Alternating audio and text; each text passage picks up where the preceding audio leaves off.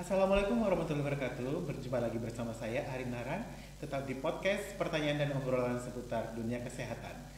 Ya, untuk hari ini kita akan bersama dengan salah satu orang yang membahas tentang laboratorium.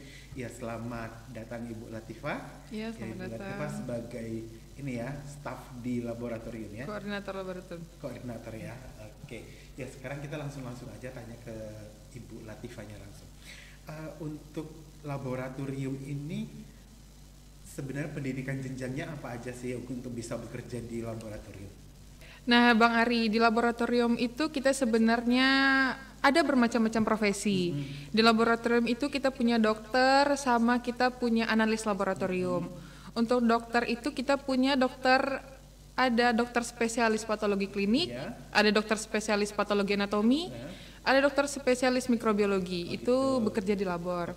Kalau untuk petugas yang menganalisa hasil, itu ada pendidikannya itu mulai dari D3 analis kesehatan sampai D4 analis kesehatan. Iya. Berarti yang S1 belum ada ya? S1 belum ada. Sebenarnya itu intinya kita yang bertugas di sana itu memiliki STR, surat tanda registrasi. Petugas berarti nggak jauh beda dengan perawat ya? Iya, benar. Oke.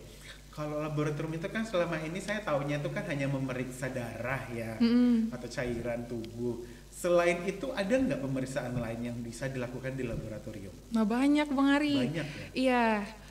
Di laboratorium itu kita bisa periksa air seni atau kita sebutnya itu urin. Kotoran manusia kita sebutnya feses. Ada juga pus atau nanah. Maaf, ini pengambilan ada di vagina atau di penis. Terus ada juga pengambilan sel, itu ada di vagina juga untuk sampel pap smear namanya. Ada juga sampel jaringan operasi. Oh, itu ya benjol-benjolan. Benjol-benjolan itu ya banyak sekali Bang Ari. Berarti itu yang benjolan itu untuk menentukan dia jenisnya, maaf nih, kayak kanker, dia ini tumor ganas atau enggak gitu ya? Iya, jenis penyakitnya apa gitu. Oke. Untuk pemeriksaan darah itu sendiri kan kalau dirawatan oke lah, siap nggak siap akan diperiksa darahnya atau diambil darahnya ya. Tapi kalau untuk MCO kan berarti ada waktu untuk persiapan. Nah, kalau untuk pemeriksaan darah yang seperti itu, apa sih yang harus dipersiapkan sama calon yang mau periksa darah nih? Nah, iya benar.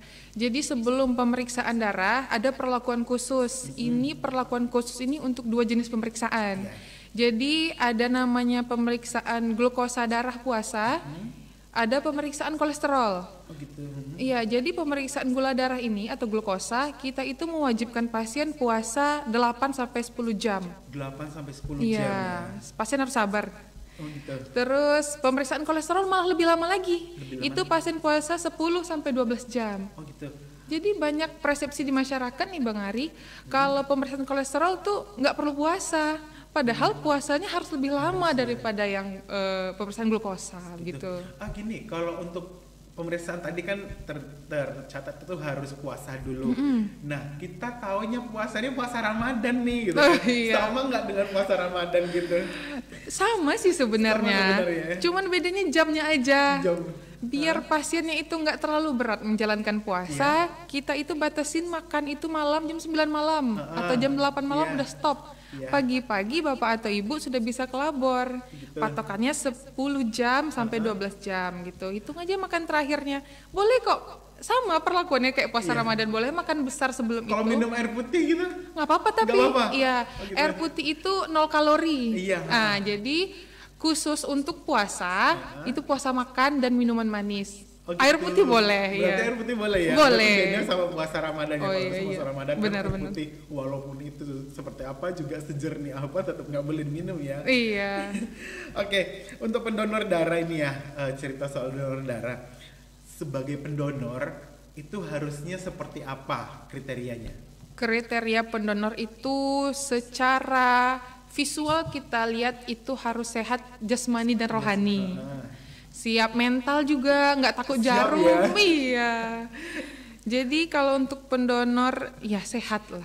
Sehat ya. Sehat. Siap. Sehat. Istirahatnya juga cukup kali iya, ya. benar, istirahat yang cukup. Oke. Untuk kita di sini kan PMI belum ada nih di Duri ya. Itu untuk penyimpanan darah sendiri itu berapa lama bisa disimpan? Kecuali di PMI, kalau PMI kan bisa lama tuh. Kalau di rumah sakit sendiri gitu, di rumah sakit kita kan belum ada tuh penyimpanan darah ya. Kalau saya dengar, itu penyimpanan darah sendiri paling lama berapa waktunya?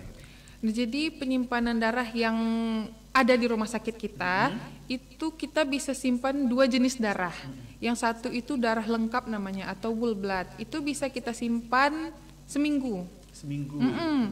Ada juga namanya PRC, itu packed red cell atau sel darah merah aja.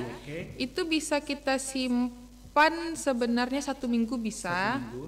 Tapi sebaiknya itu cepat didistribusikan ke pasien. Oh gitu ya. Berarti kalau yang PRC itu nggak harus sebaiknya jangan lama disimpan. Iya, disimpan, sebaiknya jangan lama disimpan. Oke. Untuk pendonor darah sendiri ini kan kriteria pendonor darah itu maksudnya apa namanya? Apa sih yang harus disiapkan sebagai seorang yang akan mendonorkan darah? Gitu? Oh iya. Kita sebagai pendonor darah itu kan secara visual ya, secara garis besarnya itu harus sehat jasmani dan rohani. Itu sebagai pendonor yang harus kita pikirkan, mindsetnya kita ini akan memberikan darah kita untuk si pasien yang sakit. Jadi harus kita persiapkan itu yang pertama, kita nggak makan obat-obatan dulu. Iya, kita nggak makan obat-obatan apapun jenis obatnya. Termasuk vitamin kah? Iya, termasuk vitamin. Kita itu harus tidur yang cukup, nggak punya alergi, karena bisa aja alergi yang kita punya itu nantinya akan sampai ke pasien, menular ke pasien ya, karena kita yang memberikan darah ke orang yang nggak sehat nih gitu. Terus tensi juga, tensinya harus normal, rentang 120 sampai 130/80 gitu. Terus itu tadi, jangan takut. Kalau udah takut jarum nggak bisa, nanti susah pingsan ya? Bukannya jadi pendonor malah pingsan. Iya, malah jadi pasien. Ya. Iya. Oke, terima kasih sahabat PH. Itu saja perbincangan kita tentang laboratorium yang cukup singkat sekali tapi padat. Ya, kita akan jumpa lagi di podcast lain waktu. Masih bersama saya Ari Naran. Sampai jumpa. Assalamualaikum warahmatullahi wabarakatuh. Rumah sakit Permata Hati, Yai visi misi muliamu, pelayanan kesehatan.